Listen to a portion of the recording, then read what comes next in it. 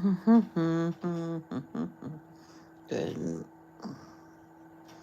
good morning, good morning, good morning. It's a bright and sunshiny day. Hey, welcome to Sunday Coloring. We'll be continuing where we started off. Not the coloring, but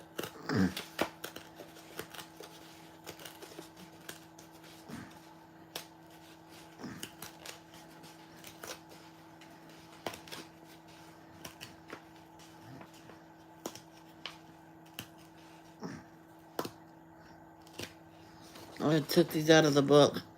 I pulled the Danielle, but this stuff was still on it, and this one ripped. Oh. If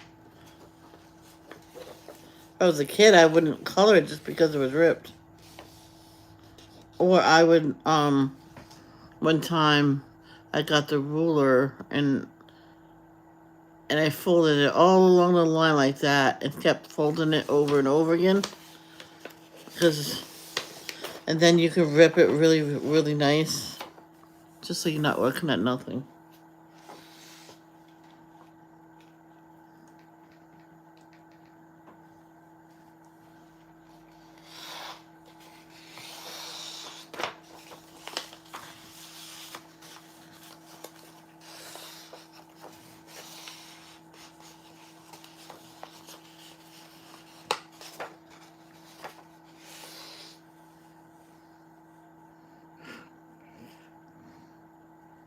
Hmm.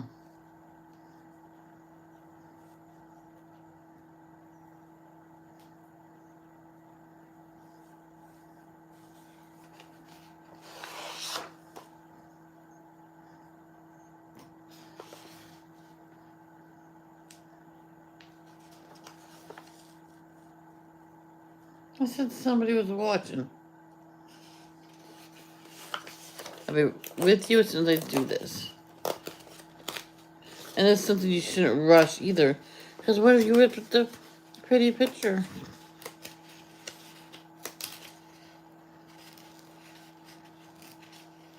Yep, just like now.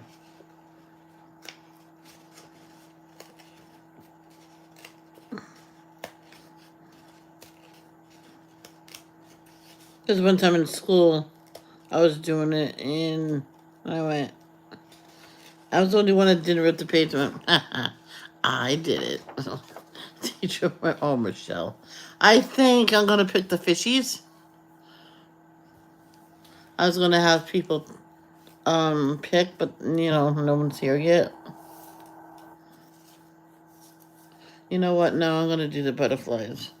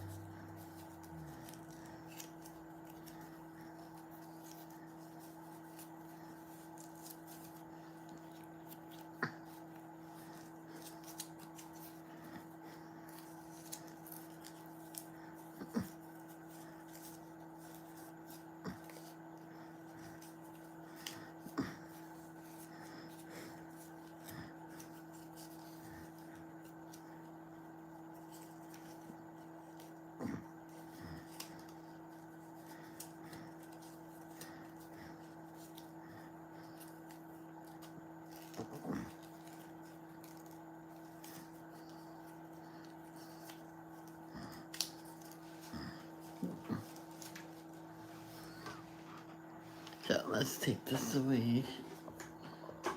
I know a lot of people wouldn't do that because of that.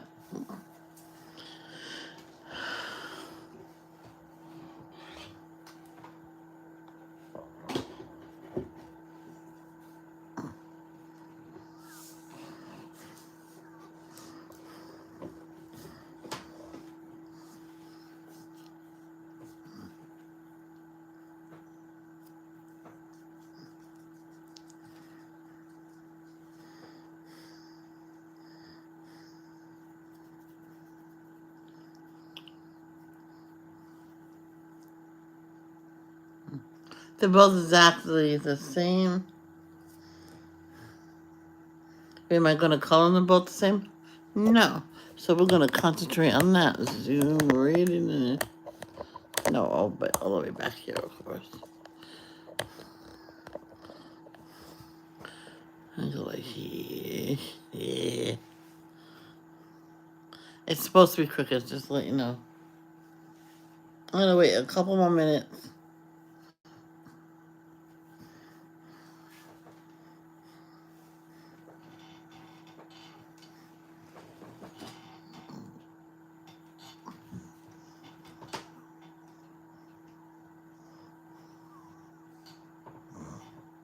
Ow.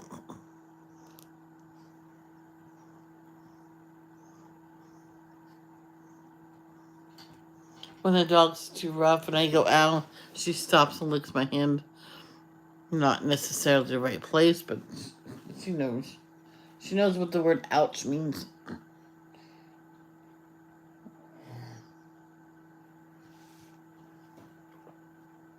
Well, we can stop. Chapter 34. Revenge against Shechem.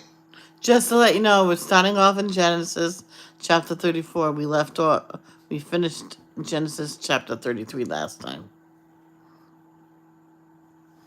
One day, Dinah, the daughter of Jacob and Leah, went to visit some of the young women who lived in the area.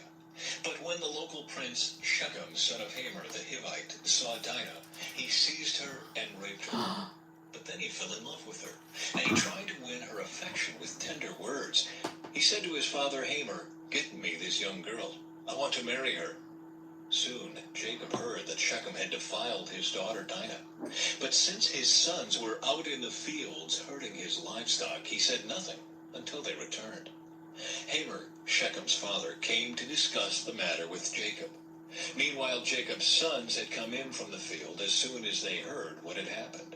They were shocked and furious that their sister had been raped. Shechem had done a disgraceful thing against Jacob's family, something that should never be done. Hamor tried to speak with Jacob and his sons. "My son Shechem is truly in love with your daughter," he said. "Please let him marry her. In fact, let's arrange other marriages too. You give us your daughters for our sons, and we will give you our daughters for your sons. And you may live among us. The land is open to you. Settle here and trade with us, and feel free to buy property in the area."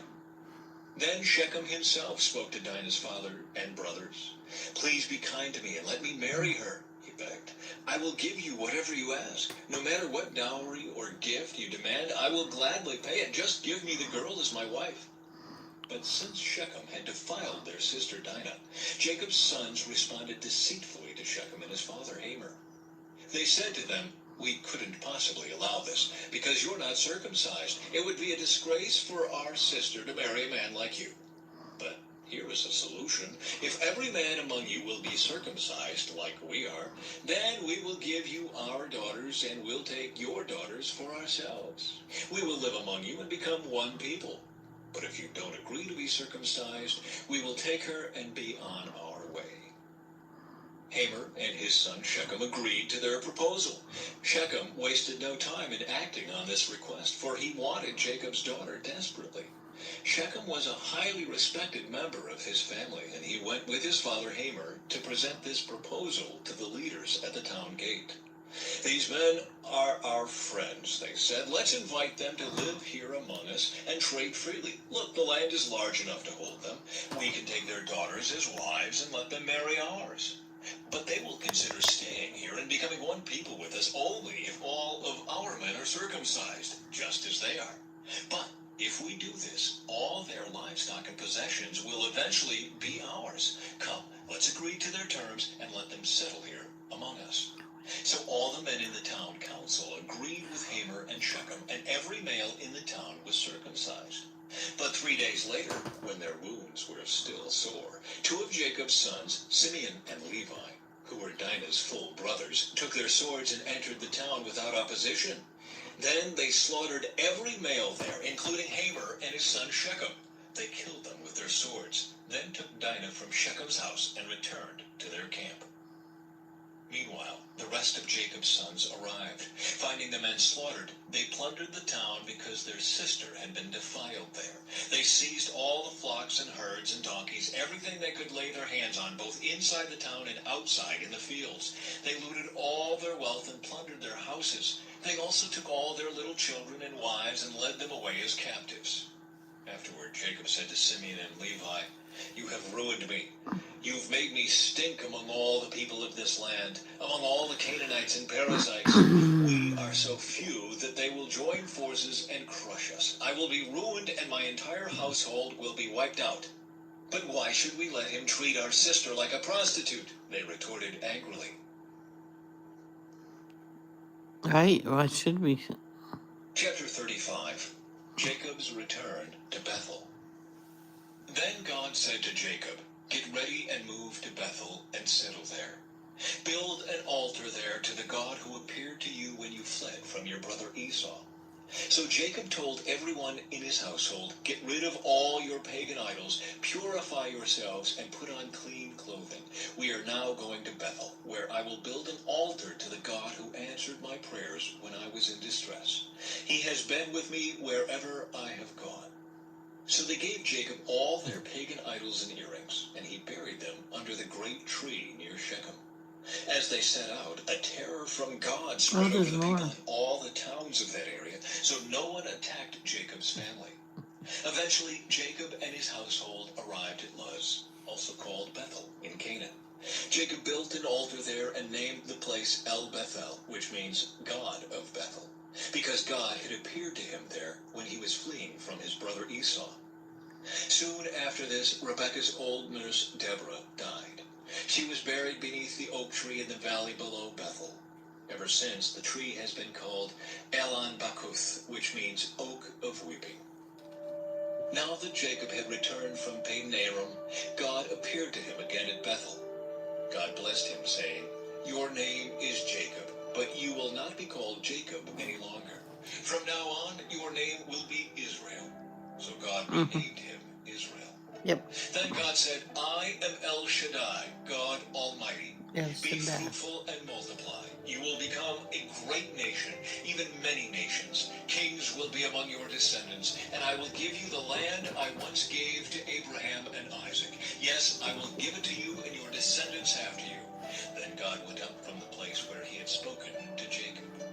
Jacob set up a stone pillar to mark the place where God had spoken to him. Then he poured wine over it as an offering to God and anointed the pillar with olive oil. And Jacob named the place Bethel, which means house of God, because God had spoken to him there.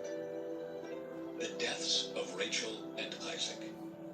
Leaving Bethel, Jacob and his clan moved on toward Ephrath. But Rachel went into labor while they were still some distance away. Her labor pains were intense. After a very hard delivery, the midwife finally exclaimed, "Don't be afraid, you have another son." Rachel was about to die, but with her last breath, she named the baby Ben-Oni, which means son of my sorrow. The baby's father, however, called him Benjamin, which means son of my right hand. So Rachel died and was buried on the way to Ephrath, that is, Bethlehem. Jacob set up a stone monument over Rachel's grave, and it can be seen there to this day. Then Jacob traveled on and camped beyond Migdal Eder. While he was living there, Reuben had intercourse with Bilhah, his father's concubine, and Jacob soon heard about it. These are the names of the 12 sons of Jacob. The sons of Leah were Reuben, Jacob's oldest son, Simeon, Levi, Judah, Issachar, and Zebulun. The sons of Rachel were Joseph and Benjamin. The sons of Bilhah, Rachel's servant, were Dan and Naphtali. The sons of Zilpah, Leah's servant, were Gad and Asher. These are the names of the sons who were born to Jacob at Padan Aram. So Jacob returned to his father Isaac in Mamre, which is near Kiriath Arba, now called Hebron, where Abraham and Isaac had both lived as foreigners. Isaac lived for 180 years. Then he breathed his last and died at a ripe old age, joining his ancestors in death. And his sons, Esau and Jacob, buried him.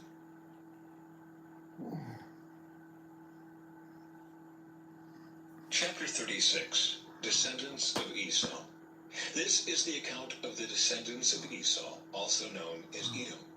Esau married two young women from Canaan, Adah, the daughter of Elon the Hittite, and Oholibamah, the daughter of Anah and granddaughter of Zibeon the Hivite. He also married his cousin Basemath, who was the daughter of Ishmael and the sister of Nebaioth. Adah gave birth to a son named Eliphaz for Esau. Basemath gave birth to a son named Reuel. Oholibamah gave birth to sons named Jeush, Jalem, and Korah. All these sons were born to Esau in the land of Canaan. Esau took his wives, his children, and his entire household, along with his livestock and cattle, all the wealth he had acquired in the land of Canaan, and moved away from his brother Jacob. There was not enough land to support them both because of all the livestock and possessions they had acquired. So Esau, also known as Edom, settled in the hill country of Seir. This is the account of Esau's descendants, the Edomites, who lived in the hill country of Seir. These are the names of Esau's sons: Eliphaz, the son of Esau's wife Adah, and Reuel, the son of Esau's wife Basemath. The descendants of Eliphaz were Teman, Omar, Zepho, Gatam, and Kenaz. Timnah, the concubine of Esau's son Eliphaz, gave birth to a son named Amalek. These are the descendants of Esau's wife Adah. The descendants of Reuel were Nahath, Zerah, Shammah, and Mizah. These are the descendants of Esau's wife Basemath. Esau also had sons through Oholibamah, the daughter of Anah and granddaughter of Zibeon. Their names were Jeush, Jalem, and Korah. These are the descendants of Esau who became the leaders of various clans.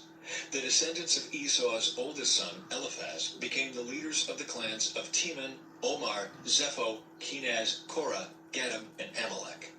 These are the clan leaders in the land of Edom who descended from Eliphaz. All these were descendants of Esau's wife, Adah. The descendants of Esau's son Reuel became the leaders of the clans of Nahath, Zerah, Shammah, and Mizah. These are the clan leaders in the land of Edom who descended from Reuel. All these were descendants of Esau's wife, Basemath. The descendants of Esau and his wife Oholibamah became the leaders of the clans of Jeush, Jalem, and Korah. These are the clan leaders who descended from Esau's wife Oholibamah, the daughter of Anah. These are the clans descended from Esau, also known as Edom, identified by their clan leaders. Original peoples of Edom. These are the names of the tribes that descended from Seir the Horite. They lived in the land of Edom: Lotan, Shobal, Zibeon, Anah, Dishan, Ezer, and Dishan. These were the Horite clan leaders, the descendants of Seir, who lived in the land of Edom. The descendants of Lotan were Hori and Heman. Lotan also had a sister named Timnah. The descendants of Shobal were Alvan, Menahath, Ebal, Shepho, and Onem. The descendants of Zibeon were Ea and Anah. This is the Anah who discovered the hot springs in the wilderness while he was grazing his father's donkeys. The descendants of Anah were his son Dishan and his daughter Oholibamah. The descendants of Dishan were Hemdan, Eshban, Ithran, and Kiran. The descendants of Ezer were Bilhan, Zavan, and Achan. The descendants of Dishan. And you wonder why I just let this play? Because I could never pronounce those names. Were Uz and Aaron. So these were the leaders of the Horite clans: Lotan, Shobal, Zibeon, Anah, Dishan, Ezer, and Dishan. The Horite clans are named after their clan leaders who lived in the land of Seir. Rulers of Edom. These are the kings who ruled in the land of Edom before any king ruled over the Israelites. Bela, son of Beor, who ruled in Edom from the city of Dinhabah. After Bela died, Jobab, son of Zerah, from Basra, became king in his place. After Jobab died, Husham from the land of the Temanites became king in his place. After Husham died, Hadad, son of Bedad, became king in his place and ruled from the city of Avith. He was the one who defeated the Midianites in the land of Moab. After Hadad died, Samlah from the city of Masrekah became king in his place. After Samlah died, Shaul from the city of Rehoboth on the river became king in his place. After Shaul died, Baal-Hanan, son of Akbor, became king in his place. After Baal-Hanan, son of Akbor, died, Hadad became king in his place and ruled from the city of Thoa. Hadad's wife was Mehetabel, the daughter of Matred and granddaughter of Mezahab. These are the names of the leaders of the clans descended from Esau, who lived in the places named for them: Timnah, Alva, Jetheth, Ahalabama, Elah, Pinon, Kenaz, Teman, Mibzar, Magdil, and Iram. These are the leaders of the clans of Edom, listed according to their settlements in the land they occupied. They all descended from Esau, the ancestor of the Edomites.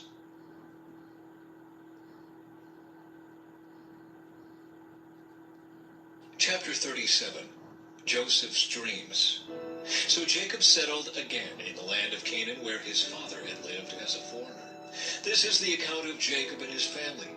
When Joseph was 17 years old, he often tended his father's flocks.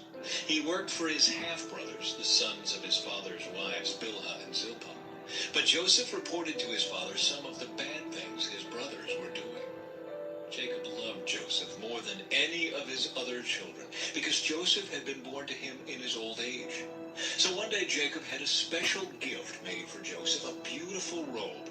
But his brothers hated Joseph because their father loved him more than the rest of them. They couldn't say a kind word to him.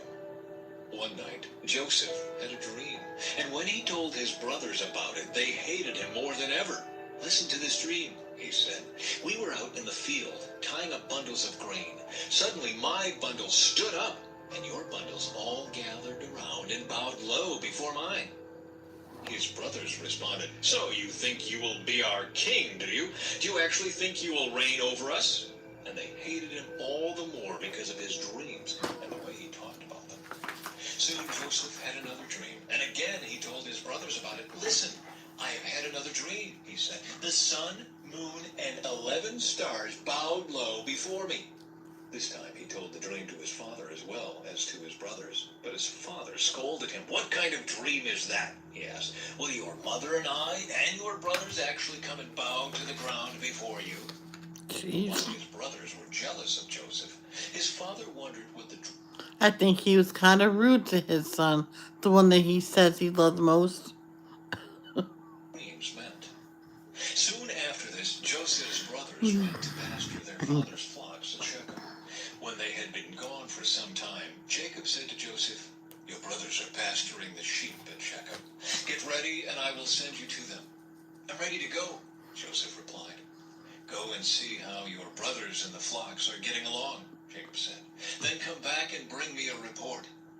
So Jacob sent him on his way, and Joseph traveled to Shechem from their home in the valley of Hebron. When he arrived there, a man from the area noticed him wandering around the countryside. "What are you looking for?" he asked.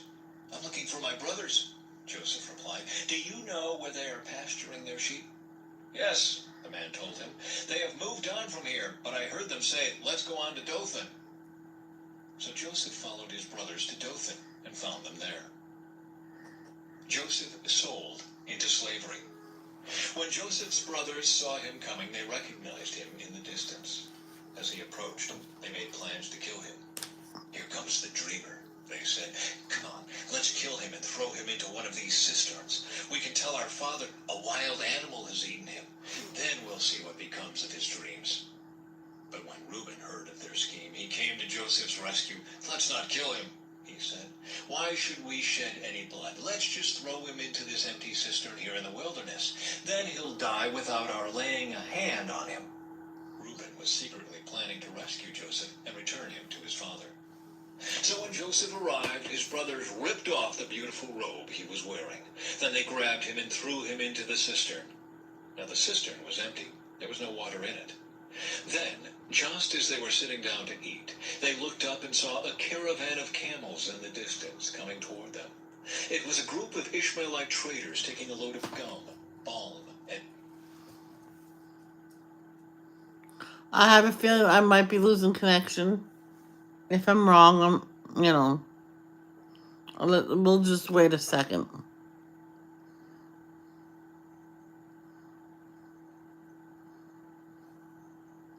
I seen a flash or a blink of the phone.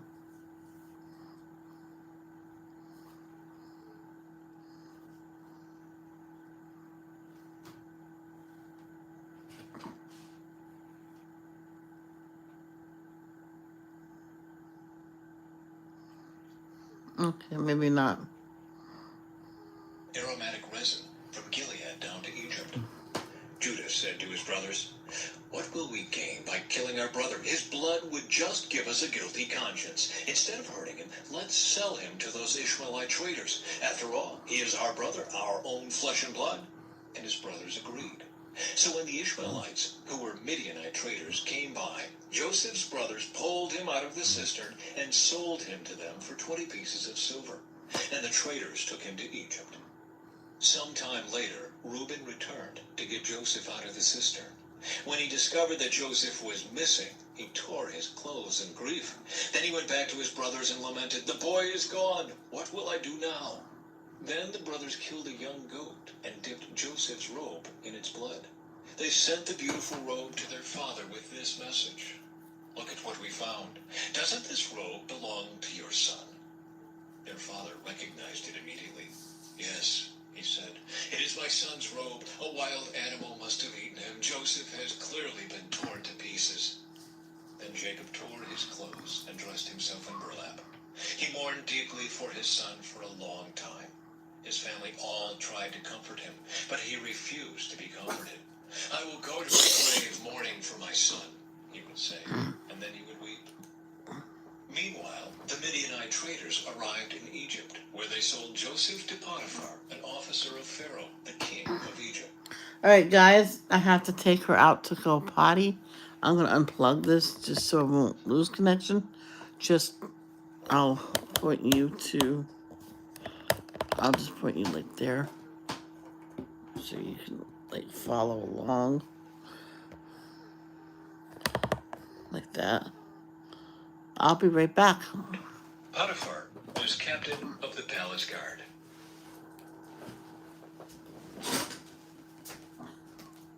All right, let's go potty. Chapter 38. Judah and Tamar. About this time, Judah left home and moved to Adullam, where he stayed with a man named Hira. There he saw a Canaanite woman, the daughter of Shua, and he married her. When he slept with her, she became pregnant and gave birth to a son, and he named the boy Then she became pregnant again and gave birth to another son, and she named him Onan. And when she gave birth to a third son, she named him Shelah. At the time of Shelah's birth, they were living at Kezib. In the course of time, Judah arranged for his firstborn son to marry a young woman named Tamar. But was a wicked man in the Lord's sight, so the Lord took his life. Then Judah said to Er's brother Onan, "Go and marry Tamar, as our law requires of the brother of a man who has died. You must produce an heir for your brother." But Onan was not willing to have a child who would not be his own heir. So whenever he had intercourse with his brother's wife, he spilled the semen on the ground. This prevented her from having a child who would belong to his brother. But the Lord considered it evil for Onan to deny a child to his dead brother. So the Lord took Onan's life too. Then Judah said to Tamar, his daughter-in-law, "Go back to your parents' home and remain a widow until my son Shelah is old enough to marry you." But Judah didn't really intend to do this, because he was afraid Shelah would also die like his two brothers. So Tamar went back to live in her father's home. Some years later, Judah's wife died. After the time of mourning was over, Judah and his friend Hira the Adullamite went up to Timnah to supervise the shearing of his sheep. Someone told Tamar, "Look, your father-in-law is going up to Timnah to shear his sheep." Tamar was aware that Shelah had grown up, but no arrangements had been made for her to come and marry him. So she changed out of her widow's clothing and covered herself with a veil to disguise herself. Then she sat beside the road at the entrance to the village of Enaim, which is on the road to Timnah. Judah noticed her and thought she was a prostitute, since she had covered her face. So he stopped and propositioned her. "Let me have sex with you," he said, not realizing that she was his own daughter-in-law. "How much will you pay to have sex with me?" Tamar asked. "I'll send you a young goat from my flock," Judah promised. "But what will you give me to guarantee that you will send the goat?" she asked. "What kind of guarantee do you want?" he replied. She answered, "Leave me your identification seal and its cord and the walking stick you are carrying." So Judah gave them to her. Then he had intercourse with her, and she became pregnant. Afterward she went back home, took off her veil, and put on her widow's clothing as usual. Later Judah asked his friend Hira the Adullamite to take the young goat to the woman and to pick up the things he had given her as his guarantee. But Hira couldn't find her. So he asked the men who lived there, "Where can I find the shrine prostitute who was sitting beside the road at the entrance to Enaim?" "We've never had a shrine prostitute here," they replied. So Hira returned to Judah and told him, "I couldn't find her anywhere, and the men of the village claim they've never had a shrine prostitute there." "Then let her keep the things I gave her," Judah said. "I sent the young goat as we agreed, but you couldn't find her. We'd be the laughing stock of the village if we went back again to look for her." About 3 months later, Judah was told, "Tamar, your daughter-in-law, has acted like a prostitute, and now because of this, she's pregnant. Bring her out and let her be burned," Judah demanded. But as they were taking her out to kill her, she sent this message to her father-in-law: "The man who owns these things made me pregnant. Look closely. Whose seal and cord and walking stick are these?" Judah recognized them immediately and said, "She is more righteous than I am, because I didn't arrange for her to marry my son Shelah." And Judah never slept with Tamar again. When the time came for Tamar to give birth, it was discovered that she was carrying twins. While she was in labor, one of the babies reached out his hand. The midwife grabbed it and tied a scarlet string around the child's wrist, announcing, "This one came out first." But then he pulled back his hand, and out came his brother. "What?" the midwife exclaimed. "How did you break out first?" So he was named Perez. Then the baby with the scarlet string on his wrist was born, and he was named Zerah. Oh, thought that was the birth Chapter 39. story Joseph of the. in Potiphar's house. When Joseph was taken to Egypt by the Ishmaelite traders, he was purchased by Potiphar, an Egyptian officer. Potiphar was captain of the guard for Pharaoh, the king of Egypt. The Lord was with Joseph, so he succeeded in everything he did as he served in the home of his Egyptian master. Potiphar noticed this and realized that the Lord was with Joseph, giving him success in everything he did. This pleased Potiphar, so he soon made Joseph his personal attendant. He put him in charge of his entire household and everything he owned. From the day Joseph was put in charge of his master's household and property, the Lord began to bless Potiphar's household for Joseph's sake. All his household affairs ran smoothly, and his crops and livestock flourished. So Potiphar gave Joseph complete administrative responsibility over everything he owned. With Joseph there, he didn't worry about a thing, except what kind of food to eat. Joseph was a very handsome and well-built young man, and Potiphar's wife soon began to look at him lustfully. "Come and sleep with me," she demanded. But Joseph refused. "Look," he told her, "my master trusts me with everything in his entire household. No one here has more authority than I do. He has held back nothing from me except you, because you are his wife. How could I do such a wicked thing? It would be a great sin against God." She kept putting pressure on Joseph day after day, but he refused to sleep with her, and he kept out of her way as much as possible. One day, however, no one else was around when he went in to do his work. She came and grabbed him by his cloak, demanding, "Come on, sleep with me." Joseph tore himself away, but he left his cloak in her hand as he ran from the house. When she saw that she was holding his cloak and he had fled, she called out to her servants. Soon all the men came running. "Look," she said, "my husband has brought this Hebrew slave here to make fools of us. He came into my room to rape me, but I screamed. When he heard me scream, he ran outside and got away, but he left his cloak behind with me." She kept the cloak with her until her husband came home. Then she told him her story. "That Hebrew slave you've brought into our house tried to come in and fool around with me," she said. "But when I screamed, he ran outside, leaving his cloak with me." Joseph put in prison. Potiphar was furious when he heard his wife's story about how Joseph had treated her, so he took Joseph and threw him into the prison where the king's prisoners were held, and there he remained. But the Lord was with Joseph in the prison, and showed him his faithful love. And the Lord made Joseph a favorite with the prison warden. Before long, the warden put Joseph in charge of all the other prisoners and over everything that happened in the prison. The warden had no more worries because Joseph took care of everything. The Lord was with him and caused everything he did to succeed. Poor Joseph.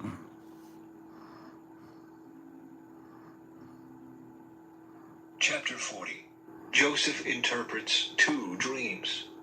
Sometime later, Pharaoh's chief cupbearer and chief baker offended their royal master. Pharaoh became angry with these 2 officials, and he put them in the prison where Joseph was, in the palace of the captain of the guard. They remained in prison for quite some time, and the captain of the guard assigned them to Joseph, who looked after them. While they were in prison, Pharaoh's cupbearer and baker each had a dream one night, and each dream had its own meaning. When Joseph saw them the next morning, he noticed that they both looked upset. "Why do you look so worried today?" he asked them. And they replied, "We both had dreams last night, but no one can tell us what they mean." "Interpreting dreams is God's business," Joseph replied. "Go ahead and tell me your dreams." So the chief cupbearer told Joseph his dream first. "In my dream," he said, "I saw a grapevine in front of me. The vine had 3 branches that began to bud and blossom, and soon it produced clusters of ripe grapes. I was holding Pharaoh's wine cup in my hand, so I took a cluster of grapes and squeezed the juice into the cup. Then I placed the cup in Pharaoh's hand." "This is what the dream means," Joseph said. "The 3 branches represent 3 days. Within 3 days, Pharaoh will lift you up and restore you to your position as his chief cupbearer. And please remember me and do me a favor when things go well for you. Mention me to Pharaoh so he might let me out of this place. For I was kidnapped from my homeland, the land of the Hebrews, and now I'm here in prison, but I did nothing to deserve it." When the chief baker saw that Joseph had given the first dream such a positive interpretation, he said to Joseph, "I had a dream too.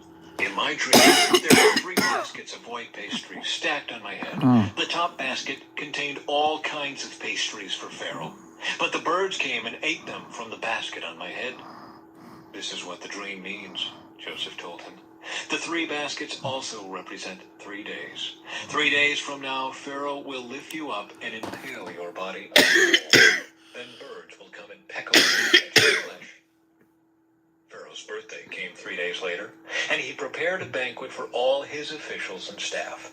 He summoned his chief cupbearer and chief baker to join the other officials. He then restored the chief cupbearer to his former position, so he could again hand Pharaoh his cup. But Pharaoh impaled the chief baker just as Joseph had predicted when he interpreted his dream. Pharaoh's chief cupbearer, however, forgot all about Joseph, never giving him another thought. But you promised. Chapter 41. Pharaoh's Dreams. 2 full years later, Pharaoh dreamed that he was standing on the bank of the Nile River.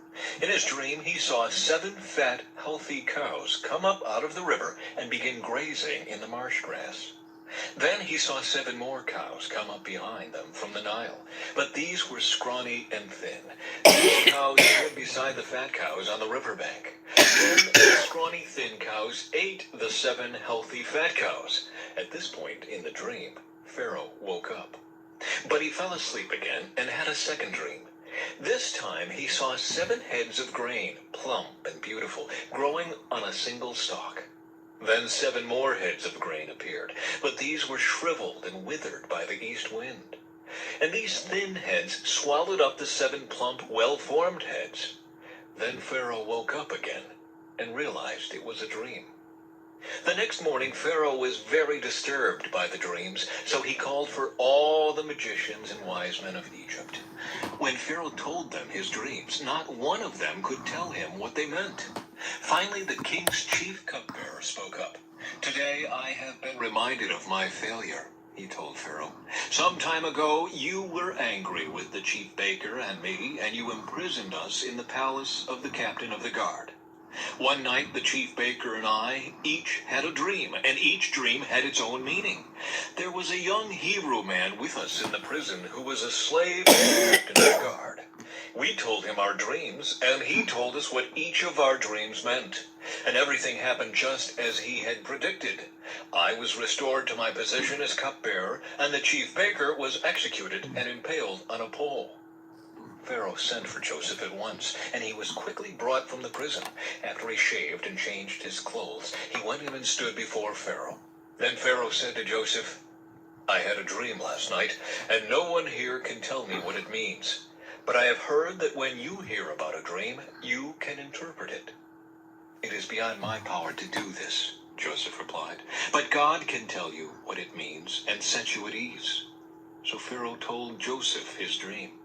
"In my dream," he said, "I was standing on the bank of the Nile River, and I saw 7 fat, healthy cows come up out of the river and begin grazing in the marsh grass. But then I saw 7 sick-looking cows, scrawny and thin, come up after them. I've never seen such sorry-looking animals in all the land of Egypt. These thin, scrawny cows ate the 7 fat cows, but afterward you wouldn't have known it, for they were still as thin and scrawny as before. Then I woke up. Then I fell asleep again, and I had another dream. This time I saw 7 heads of grain, full and beautiful, growing on a single stalk. Then 7 more heads of grain appeared, but these were 7 years of famine. blighted, shriveled, and withered by the east wind. And the shriveled heads swallowed the 7 healthy heads. I told these dreams to the magicians, but no one could tell me what they mean." Joseph responded, "Both of Pharaoh's dreams mean the same thing. God is telling Pharaoh in advance what he is about to do.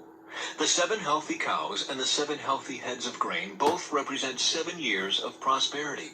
The 7 thin, scrawny cows that came up later and the 7 thin heads of grain withered by the east wind represent 7 years of famine. This will happen just as I have described it, for God has revealed to Pharaoh in advance what he is about to do. The next 7 years will be a period of great prosperity throughout the land of Egypt.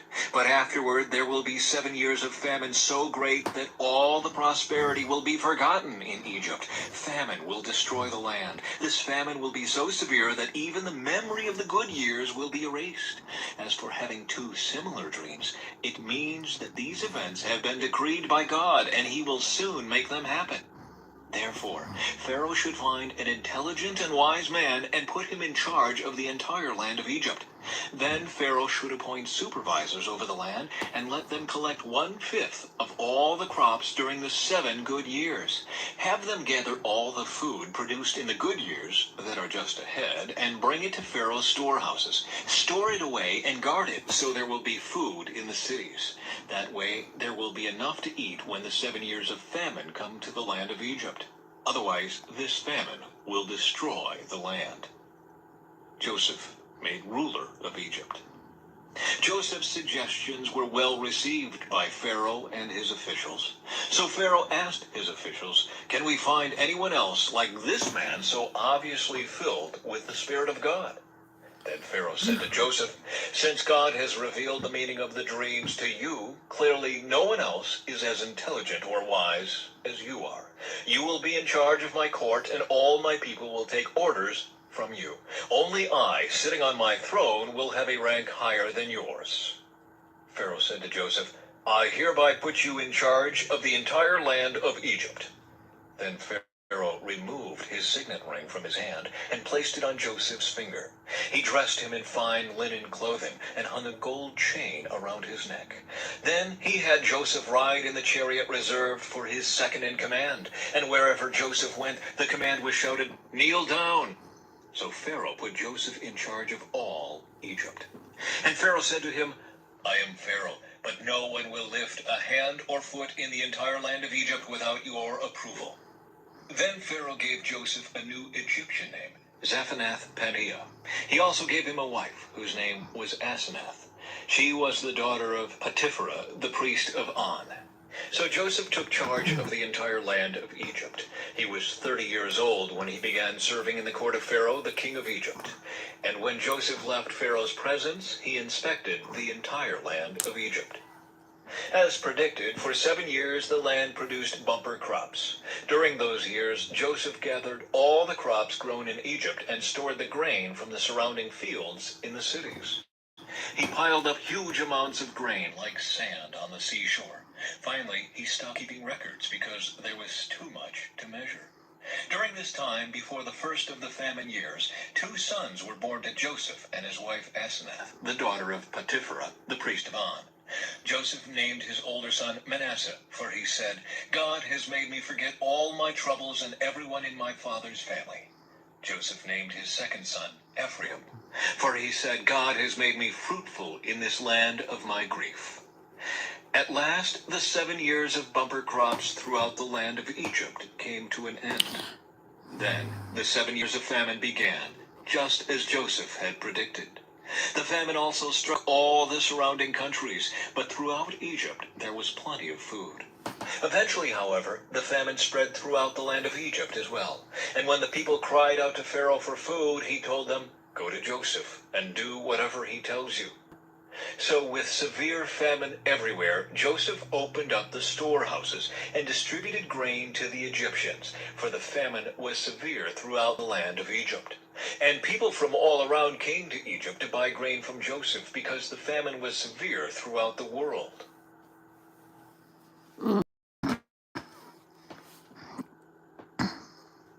Chapter 42. Joseph's brothers go to Egypt. When Jacob heard that grain was available in Egypt, he said to his sons, "Why are you standing around looking at one another? I have heard there is grain in Egypt. Go down there and buy enough grain to keep us alive. Otherwise we'll die." So Joseph's 10 older brothers went down to Egypt to buy grain. But Jacob wouldn't let Joseph's younger brother Benjamin go with him for fear something would come to him. So Jacob arrived in Egypt along with others to buy food, for the famine was in Canaan as well. Since Joseph was governor of all Egypt and in charge of selling grain to all the people, it was to him that his brothers came. When they arrived, they bowed before him with their faces to the ground. Joseph recognized his brothers instantly, but he pretended to be a stranger and spoke harshly to them. "Where are you from?" he demanded. "From the land of Canaan," they replied. "We have come to buy food." Although Joseph recognized his brothers, they didn't recognize him, and he remembered the dreams he'd had about them many years before. He said to them, "You are spies. You have come to see how vulnerable our land has become." "No, my lord," they exclaimed. "Your servants have simply come to buy food. We are all brothers, members of the same family. We are honest men, sir. We are not spies." "Yes, you are," Joseph insisted. "You have come to see how vulnerable our land has become." "Sir," they said, "there are actually 12 of us. We, your servants, are all brothers, sons of a man living in the land of Canaan. Our youngest brother is back there with our father right now, and one of our brothers is no longer with us." But Joseph insisted. "As I said, you are spies. This is how I will test your story. I swear by the life of Pharaoh that you will never leave Egypt unless your youngest brother comes here. One of you must go and get your brother. I'll keep the rest of you here in prison. Then we'll find out whether or not your story is true. By the life of Pharaoh, if it turns out that you don't have a younger brother, then I'll know you are spies." So Joseph put them all in prison for 3 days. On the 3rd day, Joseph said to them, "I am a God-fearing man. If you do as I say, you will live. If you really are honest men, choose one of your brothers to remain in prison. The rest of you may go home with grain for your starving families. But you must bring your youngest brother back to me. This will prove that you are telling the truth, and you will not die." To this they agreed. Speaking among themselves, they said, "Clearly we are being punished because of what we did to Joseph long ago. We saw his anguish when he pleaded for his life, but we wouldn't listen. That's why we're in this trouble." "Didn't I tell you not to sin against the boy?" Reuben asked. "But you wouldn't listen, and now we have to answer for his blood." Of course, they didn't know that Joseph understood them, for he had been speaking to them through an interpreter. Now he turned away from them and began to weep. When he regained his composure, he spoke to them again. Then he chose Simeon from among them and had him tied up right before their eyes. Joseph then ordered his servants to fill the men's sacks with grain, but he also gave secret instructions to return each brother's payment at the top of his sack. He also gave them supplies for their journey home. So the brothers loaded their donkeys with the grain and headed for home. But when they stopped for the night and one of them opened his sack to get grain for his donkey, he found his money in the top of his sack. "Look," he exclaimed to his brothers, "my money has been returned. It's here in my sack." Then their hearts sank. Trembling, they said to each other, "What has God done to us?" When the brothers came to their father Jacob in the land of Canaan, they told him everything that had happened to them. "The man who is governor of the land spoke very harshly to us," they told him. "He accused us of being spies, scouting the land. But we said, 'We are honest men, not spies. We are 12 brothers, sons of one father. One brother is no longer with us, and the youngest is at home with our father in the land of Canaan.' Then the man who is governor of the land told us, 'This is how I will find out if you are honest men. Leave one of your brothers here with me and take grain for your starving families and go on home. But you must bring your youngest brother back to me. Then I will know you are honest men and not spies. Then I will give you back your brother, and you may trade freely in the land.' As they emptied out their sacks, there in each man's sack was the bag of money he had paid for the grain. The brothers and their father were terrified when they saw the bags of money. Jacob exclaimed, 'You are robbing me of my children. Joseph is gone, Simeon is gone, and now you want to take Benjamin too. Everything is going against me.'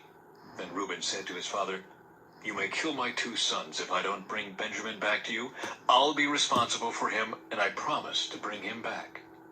But Jacob replied, 'My son will not go down with you. His brother Joseph is dead, and he is all I have left. If anything should happen to him on your journey, you would send this grieving white-haired man to his grave.'"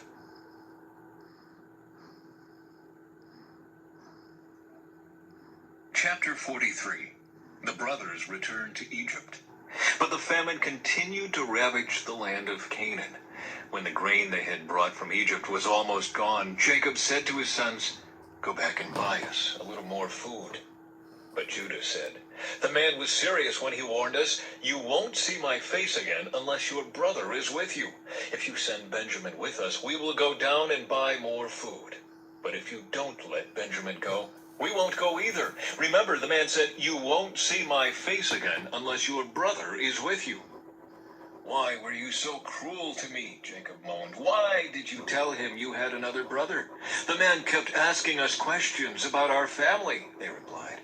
"He asked, 'Is your father still alive? Do you have another brother?' So we answered his questions. How could we know he would say, 'Bring your brother down here'?" Judah said to his father, "Send the boy with me, and we will be on our way. Otherwise we will all die of starvation, and not only we, but you and our little ones. I personally guarantee his safety. You may hold me responsible if I don't bring him back to you. Then let me bear the blame forever.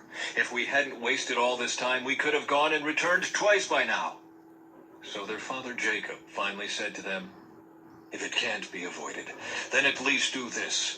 Pack your bags with the best products of this land. Take them down to the man as gifts: balm, honey, gum, aromatic resin, pistachio nuts, and almonds. Also take double the money that was put back in your sacks, as it was probably someone's Pistachio nuts. mistake. Oh, those are Then good. take your brother and go back to the man.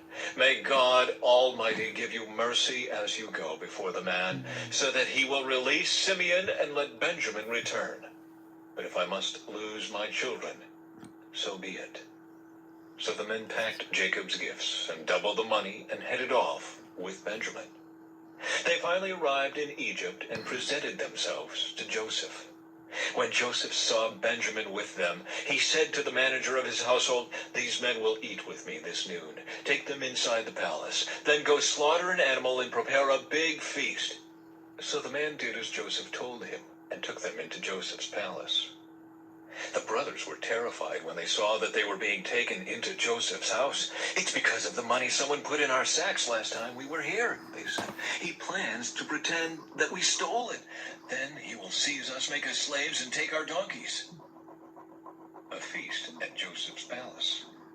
The brothers approached the manager of Joseph's household and spoke to him at the entrance to the palace. "Sir," they said, "we came to Egypt once before to buy food, but as we were returning home, we stopped for the night and opened our sacks. Then we discovered that each man's money, the exact amount paid, was in the top of his sack. Here it is. We have brought it back with us. We also have additional money to buy more food. We have no idea who put our money in our sacks." "Relax. Don't be afraid," the household manager told them. "Your God, the God of your father, must have put this treasure into your sacks. I know I received your payment." Then he released Simeon and brought him out to them. The manager then led the men into Joseph's palace. He gave them water to wash their feet and provided food for their donkeys. They were told they would be eating there, so they prepared their gifts for Joseph's arrival at noon. When Joseph came home, they gave him the gifts they had brought him, then bowed low to the ground before him. After greeting them, he asked, "How is your father, the old man you spoke about? Is he still alive?" "Yes," they replied. "Our father, your servant, is alive and well." And they bowed low again. Then Joseph looked at his brother Benjamin, the son of his own mother. "Is this your youngest brother, the one you told me about?" Joseph asked. "May God be gracious to you, my son." Then Joseph hurried from the room because he was overcome with emotion for his brother. He went into his private room where he broke down and wept. After washing his face, he came back out, keeping himself under control. Then he ordered, "Bring out the food." The waiters served Joseph at his own table, and his brothers were served at a separate table. The Egyptians who ate with Joseph sat at their own table because Egyptians despise Hebrews and refuse to eat with them. Joseph told each of his brothers where to sit, and to their amazement, he seated them according to age, from oldest to youngest. And Joseph filled their plates with food from his own table, giving Benjamin 5 times as much as he gave the others. So they feasted and drank freely with him.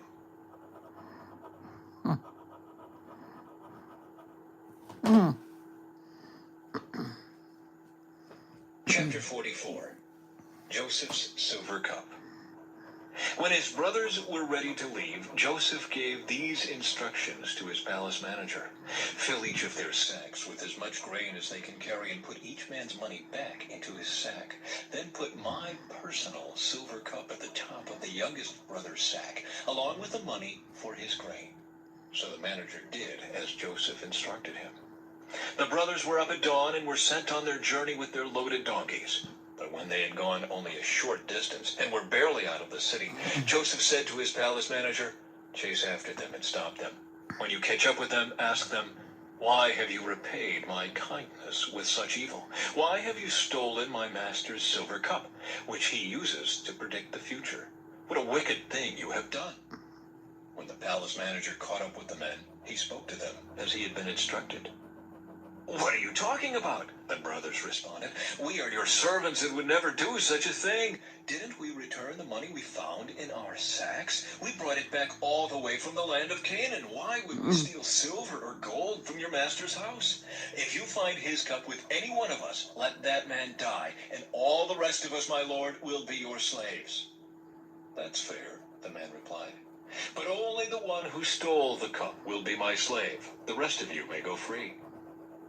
They all quickly took their sacks from the backs of their donkeys and opened them. The palace manager searched the brothers' sacks from the oldest to the youngest, and the cup was found in Benjamin's sack. When the brothers saw this, they tore their clothing in despair. Then they loaded their donkeys again and returned to the city. Joseph was still in his palace when Judah and his brothers arrived, and they fell to the ground before him. "What have you done?" Joseph demanded. "Don't you know that a man like me can predict the future?" Judah answered, "Oh, my lord, what can we say to you? How can we explain this? How can we prove our innocence? God is punishing us for our sins. My lord, we have all returned to be your slaves, all of us, not just our brother who had your cup in his sack." "No," Joseph said. "I would never do such a thing. Only the man who stole the cup will be my slave. The rest of you may go back to your father in peace."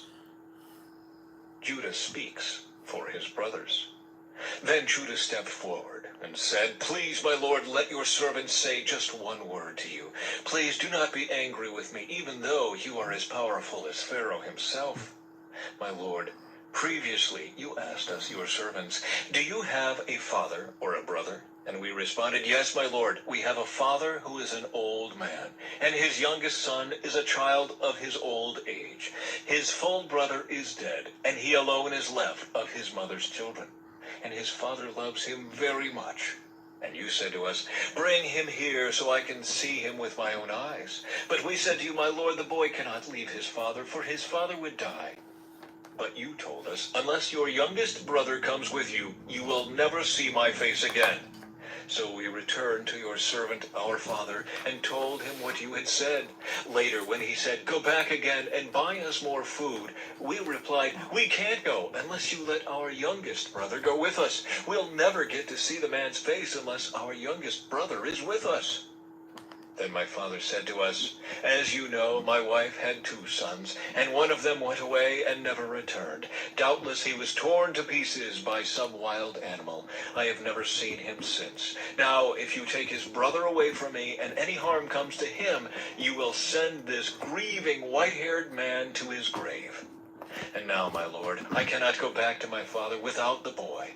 Our father's life is bound up in the boy's life. If he sees that the boy is not with us, our father will die. We, your servants, will indeed be responsible for sending that grieving white-haired man to his grave. My lord, I guaranteed to my father that I would take care of the boy. I told him, if I don't bring him back to you, I will bear the blame forever. So please, my lord, let me stay here as a slave instead of the boy, and let the boy return with his brothers. For how can I return to my father if the boy is not with me? I couldn't bear to see the anguish this would cause my father."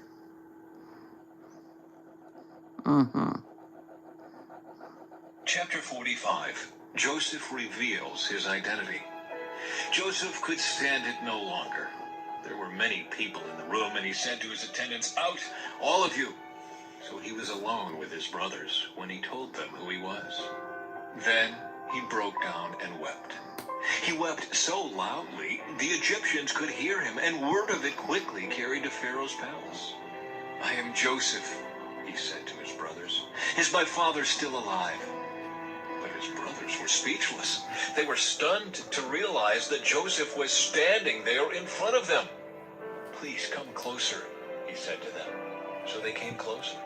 And he said again, "I am Joseph, your brother, whom you sold into slavery in Egypt. But don't be upset, and don't be angry with yourselves for selling me to this place. It was God who sent me here, ahead of you, to preserve your lives.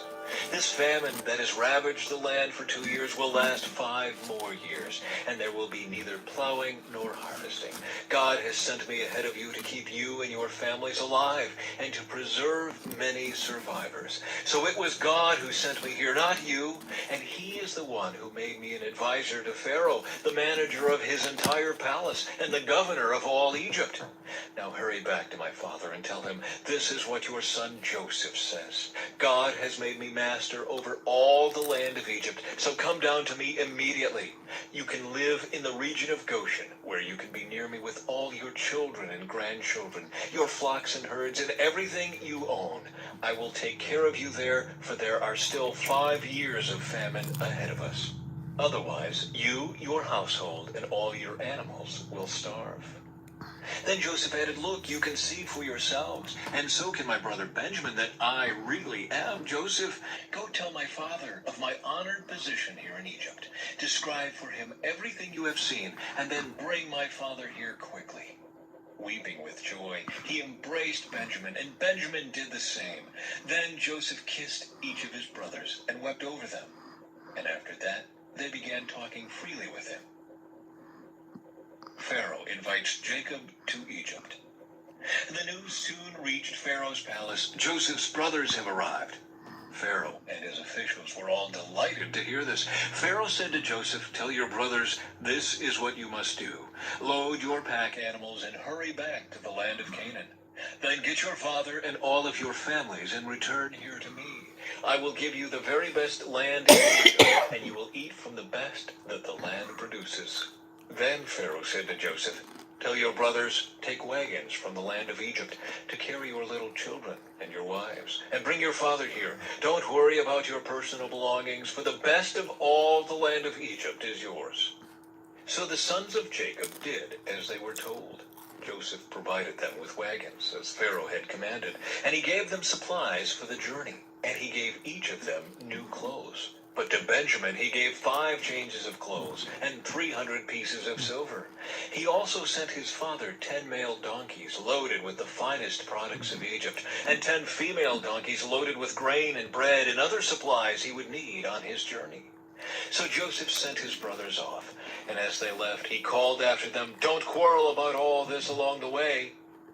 And they left Egypt and returned to their father Jacob in the land of Canaan.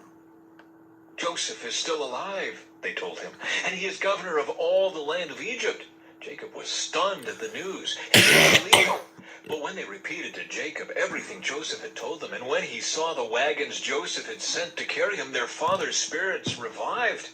Then Jacob exclaimed, "It must be true. My son Joseph is alive. I must go and see him before I die." I would too. Chapter 46. Jacob's journey to Egypt. So Jacob set out for Egypt with all his possessions. And when he came to Beersheba, he offered sacrifices to the God of his father Isaac. During the night, God spoke to him in a vision.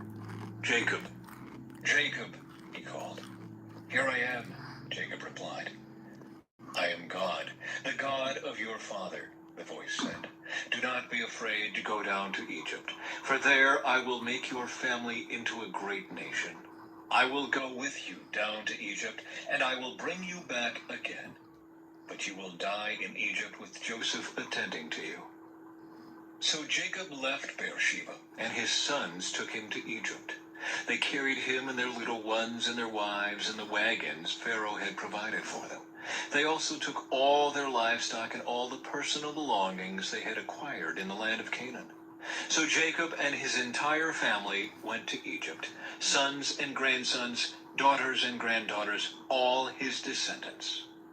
These are the names of the descendants of Israel, the sons of Jacob, who went to Egypt. Reuben was Jacob's oldest son.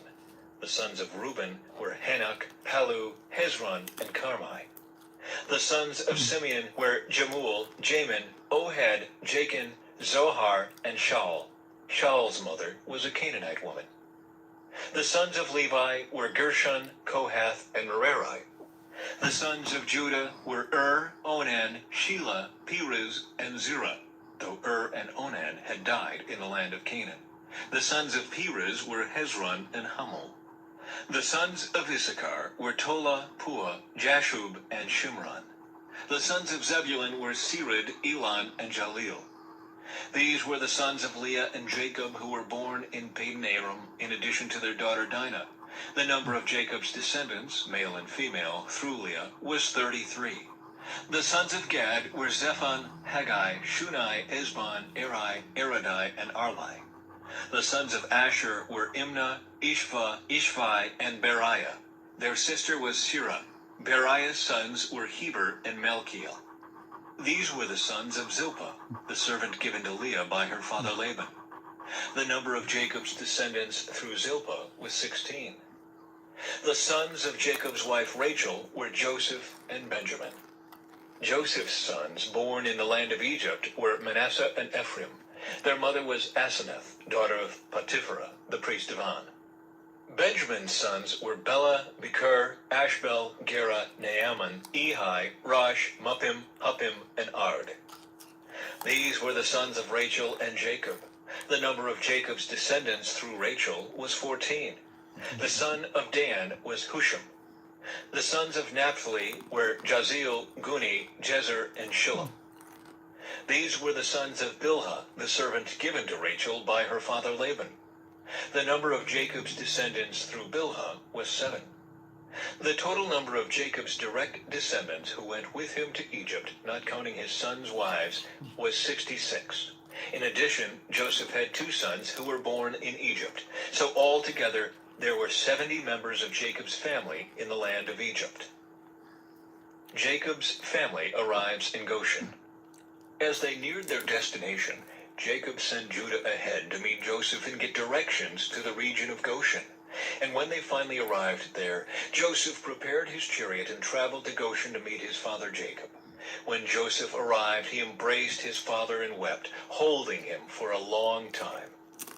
Finally, Jacob said to Joseph, "Now I am ready to die, since I have seen your face again, and know you are still alive."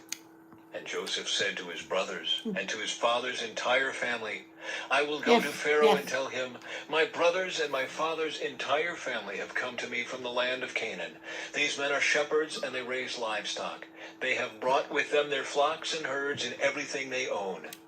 Then he said, "When Pharaoh calls for you and asks you about your occupation, you must tell him, 'We, your servants, have raised livestock all our lives, as our ancestors have always done.' When you tell him this, he will let you live here in the region of Goshen, for the Egyptians despise shepherds." Mm-hmm. Chapter 47. Jacob blesses Pharaoh. Then Joseph went to see Pharaoh and told him, "My father and my brothers have arrived from the land of Canaan. They have come with all their flocks and herds and possessions, and they are now in the region of Goshen." Joseph took 5 of his brothers with him and presented them to Pharaoh. And Pharaoh asked the brothers, "What is your occupation?" They replied, "We, your servants, are shepherds, just like our ancestors. We have come to live here in Egypt for a while, for there is no pasture for our flocks in Canaan. The famine is very severe there, so please, we request permission to live in the region of Goshen." Then Pharaoh said to Joseph, "Now that your father and brothers have joined you here, choose any place in the entire land of Egypt for them to live. Give them the best land of Egypt, let them live in the region of Goshen, and if any of them have special skills, put them in charge of my livestock too." Then Joseph brought in his father Jacob and presented him to Pharaoh, and Jacob blessed Pharaoh. "How old are you?" Pharaoh asked him. Jacob replied, "I have traveled this earth for 130 hard years, but my life has been short compared to the lives of my ancestors." Then Jacob blessed Pharaoh again before leaving his court. So Joseph assigned the best land of Egypt, the region of Ramesses, to his father and his brothers, and he settled them there just as Pharaoh had commanded. And Joseph provided food for his father and his brothers in amounts appropriate to the number of their dependents, including the smallest children. Joseph's leadership in the famine. Meanwhile, the famine became so severe that all the food was used up, and people were starving throughout the lands of Egypt and Canaan. By selling grain to the people, Joseph eventually collected all the money in Egypt and Canaan, and he put the money in Pharaoh's treasury. When the people of Egypt and Canaan ran out of money, all the Egyptians came to Joseph. "Our money is gone," they cried, "but please give us food, or we will die before your very eyes." Joseph replied, "Since your money is gone, bring me your livestock. I will give you food in exchange for your livestock." So they brought their livestock to Joseph in exchange for food, in exchange for their horses, flock. If they have livestock, couldn't they butcher one of them, cook it, and eat it? I'm just curious. Of sheep and goats, herds of cattle and donkeys, Joseph provided them with food for another year. But that year ended, and the next year they came again and said, "We cannot hide the truth from you, my lord. Our money is gone, and all our livestock and cattle are yours. We have nothing left to give but our bodies and our land. Why should we die before your very eyes? Buy us and our land in exchange for food. We offer our land and ourselves as slaves for Pharaoh. Just give us grain so we may live and not die, and so the land does not become empty and desolate."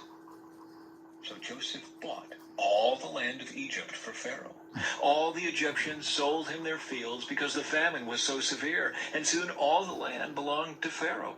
As for the people, he made them all slaves, from one end of Egypt to the other. The only land he did not buy was the land belonging to the priests. They received an allotment of food directly from Pharaoh, so they didn't need to sell their land. Then Joseph said to the people, "Look, today I have bought you and your land for Pharaoh. I will provide you with seed so you can plant the fields. Then, when you harvest it, 1/5 of your crop will belong to Pharaoh. You may keep the remaining 4/5 as seed for your fields and as food for you, your households, and your little ones." "You have saved our lives," they exclaimed. "May it please you, my lord, to let us be Pharaoh's servants." Joseph then issued a decree, still in effect in the land of Egypt, that Pharaoh should receive 1/5 of all the crops grown on his land.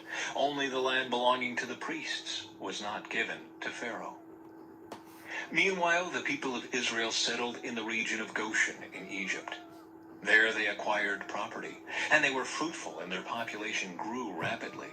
Jacob lived for 17 years after his arrival in Egypt, so he lived 147 years in all. As the time of his death drew near, Jacob called for his son Joseph and said to him, "Please do me this favor. Put your hand under my thigh and swear that you will treat me with unfailing love by honoring this last request. Do not bury me in Egypt. When I die, please take my body out of Egypt and bury me with my ancestors." So Joseph promised, "I will do as you ask." "Swear that you will do it," Jacob insisted. So Joseph gave his oath, and Jacob bowed humbly at the head of his bed.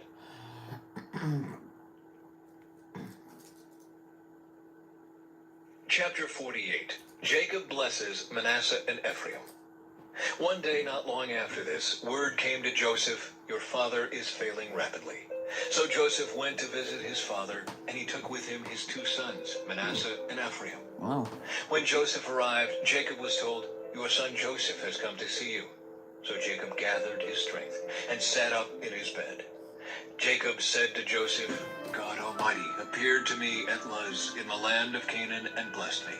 He said to me, 'I will make you fruitful, and I will multiply your descendants. I will make you a multitude of nations, and I will give this land of Canaan to your descendants after you as an everlasting possession.' Now I am claiming as my own sons these 2 boys of yours, Ephraim and Manasseh, who were born here in the land of Egypt before I arrived. They will be my sons, just as Reuben and Simeon are. But any children born to you in the future will be your own, and they will inherit land within the territories of their brothers, Ephraim and Manasseh. Long ago, as I was returning from Padan Aram, Rachel died in the land of Canaan. We were still on the way some distance from Ephrath, that is, Bethlehem. So with great sorrow I buried her there beside the road to Ephrath." Then Jacob looked over at the 2 boys. "Are these your sons?" he asked. "Yes," Joseph told him. "These are the sons God has given me here in Egypt." And Jacob said, "Bring them closer to me, so I can bless them." Jacob was half blind because of his age and could hardly see. So Joseph brought the boys close to him, and Jacob kissed and embraced them. Then Jacob said to Joseph, "I never thought I would see your face again, but now God has let me see your children too." Joseph moved the boys who were at their grandfather's knees, and he bowed with his face to the ground. Then he positioned the boys in front of Jacob. With his right hand he directed Ephraim toward Jacob's left hand, and with his left hand he put Manasseh at Jacob's right hand. But Jacob crossed his arms as he reached out to lay his hands on the boys' heads. He put his right hand on the head of Ephraim, though he was the younger boy, and his left hand on the head of Manasseh, though he was the firstborn. Then he blessed Joseph and said, "May the God before whom my grandfather Abraham and my father Isaac walked, the God who has been my shepherd all my life to this very day, the angel who has redeemed me from all harm, may he bless these boys. May they preserve my name and the names of Abraham and Isaac, and may their descendants multiply greatly throughout the earth." But Joseph was upset when he saw that his father placed his right hand on Ephraim's head. So Joseph lifted it to move it from Ephraim's head to Manasseh's head. "No, my father," he said, "this one is the firstborn. Put your right hand on his head." But his father refused. "I know, my son, I know," he replied. "Manasseh will also become a great people, but his younger brother will become even greater, and his descendants will become a multitude of nations." So Jacob blessed the boys that day with this blessing: "The people of Israel will use your names when they give a blessing. They will say, 'May God make you as prosperous as Ephraim and Manasseh.'" In this way, Jacob put Ephraim ahead of Manasseh. Then Jacob said to Joseph, "Look, I am about to die, but God will be with you and will take you back to Canaan, the land of your ancestors. And beyond what I have given your brothers, I am giving you an extra portion of the land that I took from the Amorites with my sword and bow." That's better.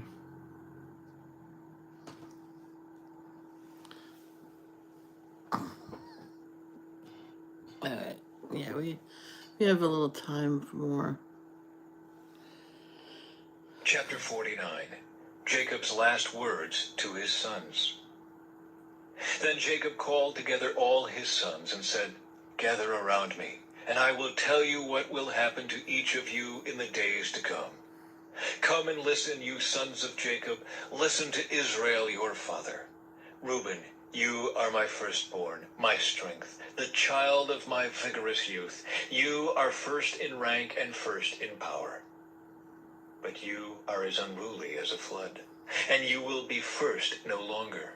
For you went to bed with my wife. You defiled my marriage couch. Simeon and Levi are two of a kind. Their weapons are instruments of violence.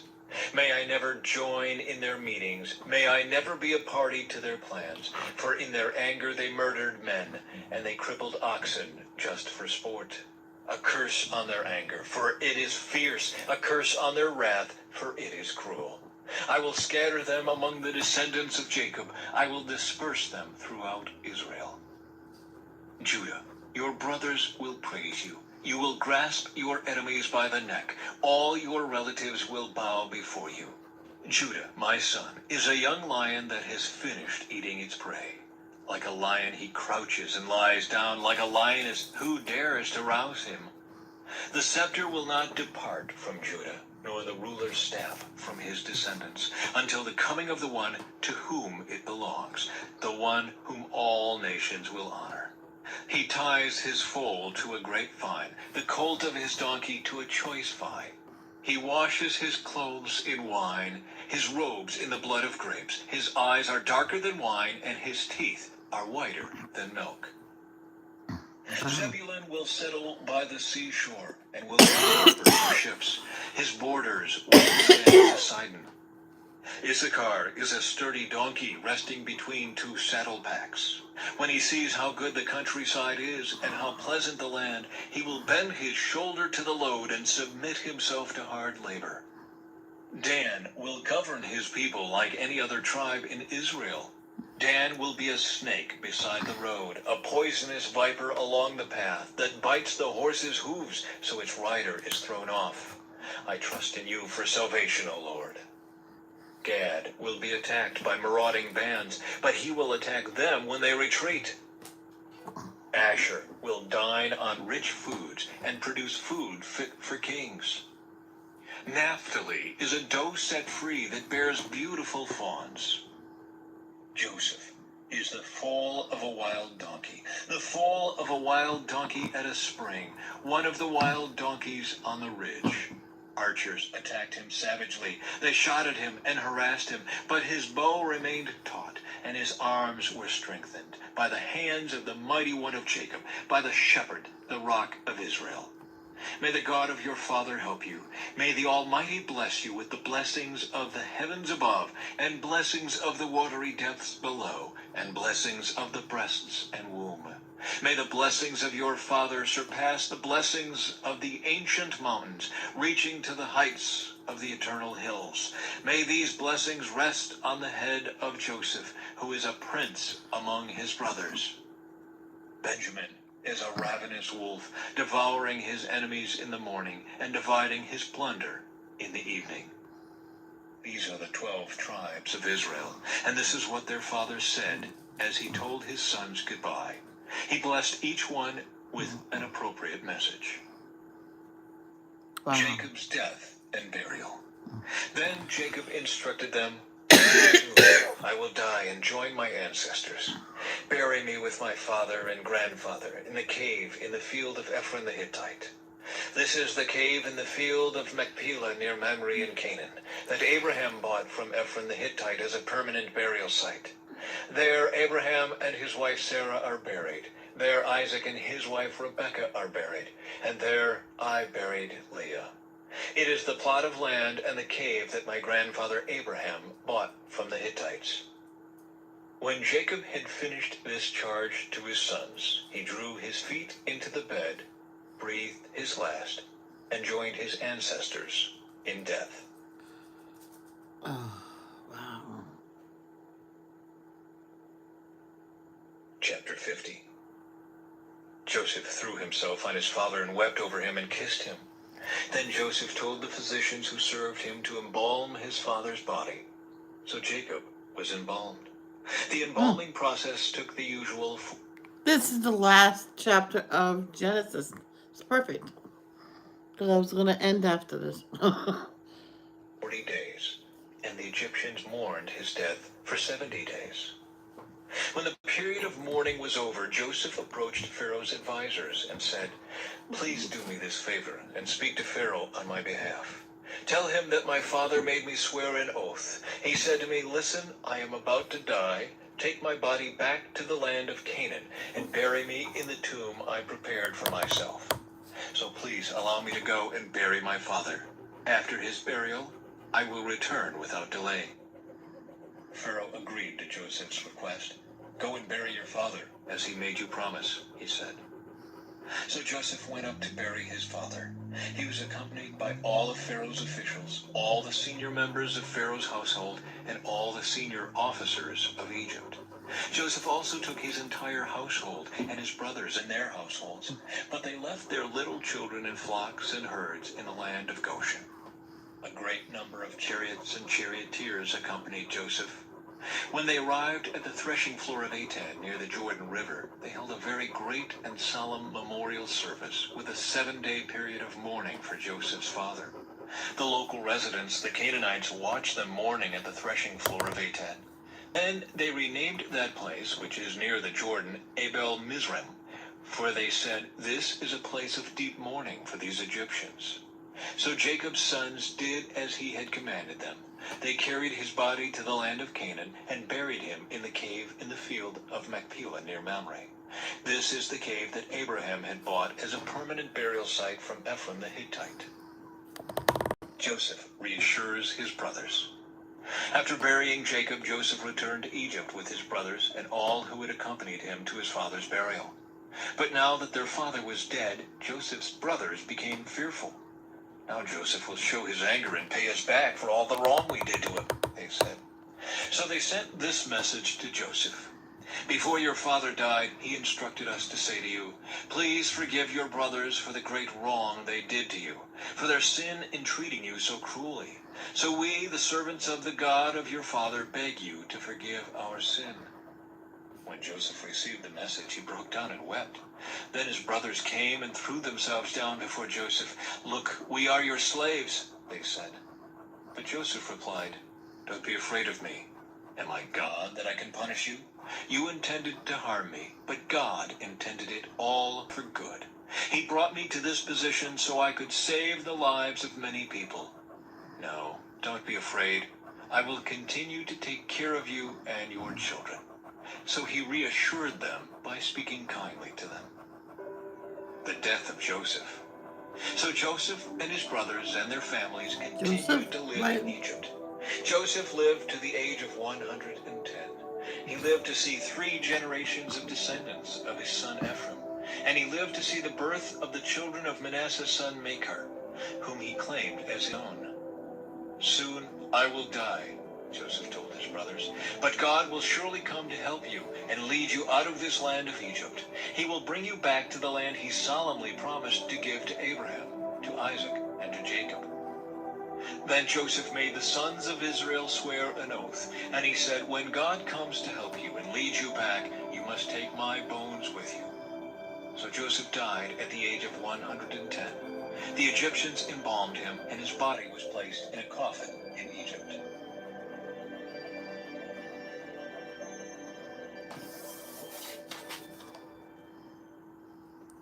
And that will be it for Sunday coloring. Look how pretty that butterfly is. You'll never see a butterfly out in the wild like this. If you're wondering why I got the green back out, because I wanted to do that green, but I wasn't sure. So, hi Danielle. Were you lurking all along?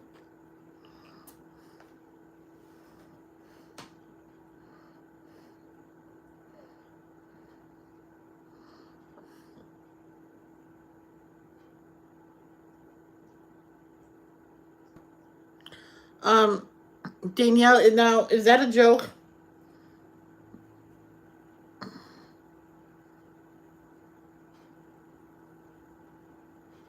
Because if not, Yahoo!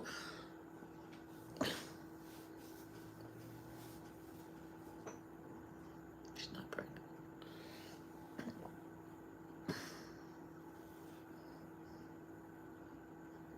Yeah, I thought so. I knew it. I knew it was a joke.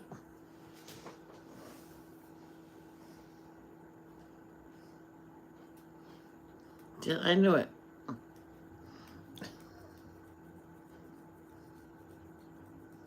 Oh, Danielio.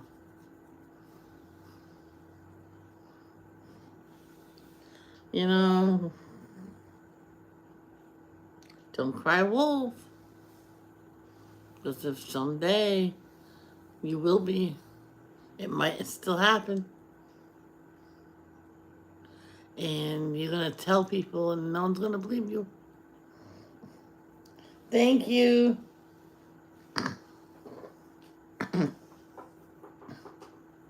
I'm just saying that you may never know, Danielle.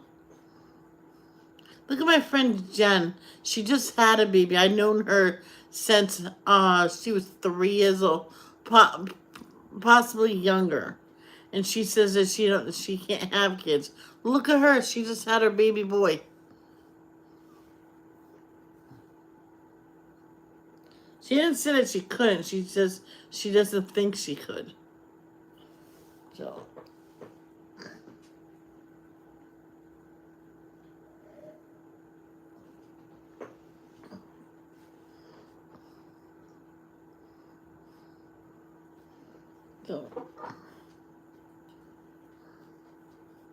I can come back live at 11:30, Danielle, once I'm dressed and everything, for a regular coloring live.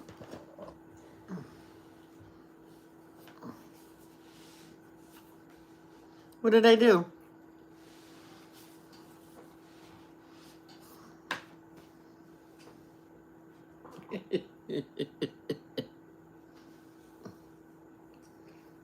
Mm-hmm.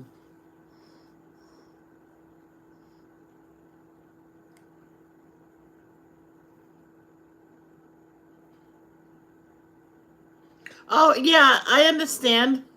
Remember what I say to people, Danielle. What did I say? Family comes first. Your personal life comes first. I tell that to everybody. If you can't come, you can't come. He's off in the Peach Festival. All the excitement's going on.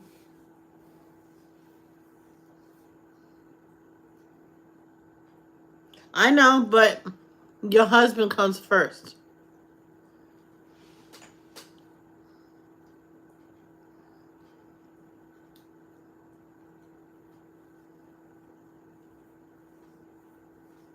And thank you for saying I'm family.